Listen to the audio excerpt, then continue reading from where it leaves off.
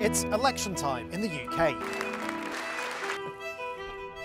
Opinion polls suggest Britain is in for a change of government, but the polls have been wrong before. I just hope the party that comes in makes some proper changes. Prime Minister Rishi Sunak knew he was fighting against the odds when he called the election in May. The King has granted this request, and we will have a general election on the 4th of July. Every survey of voters says the main opposition party, Labour, will trounce the Conservatives on the 4th of July. Why? Well, many UK voters are unhappy with the cost of living crisis, immigration and the state of essential services like health. The Conservatives have been in charge for 14 years and are widely blamed for many of those issues. They've also been embroiled in a number of scandals that have turned much of the public against them.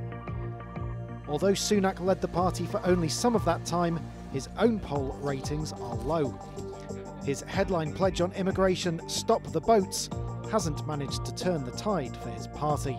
Sunak's main rival, Labour leader Keir Starmer, is tipped to replace him.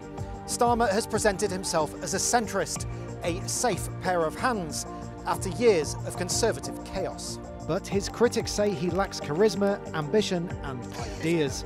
His stance on Israel's war on Gaza has also put him out of favour with many in the UK's Muslim communities. But opinion polls suggest voters aren't completely sold on either leader as Prime Minister, and another character is looming large in this election. Nigel Farage, the right-wing champion of Brexit, is back. He represents Reform UK, a party basing most of its policies on fighting immigration. Polls suggest they're set to do well, maybe even leapfrogging the Conservatives. But it's not strictly the party leaders that people will be voting for come election day. UK voters don't elect a Prime Minister directly.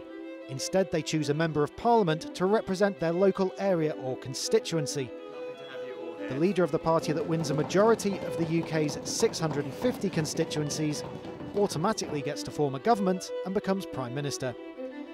That means 326 is the magic number for an overall majority.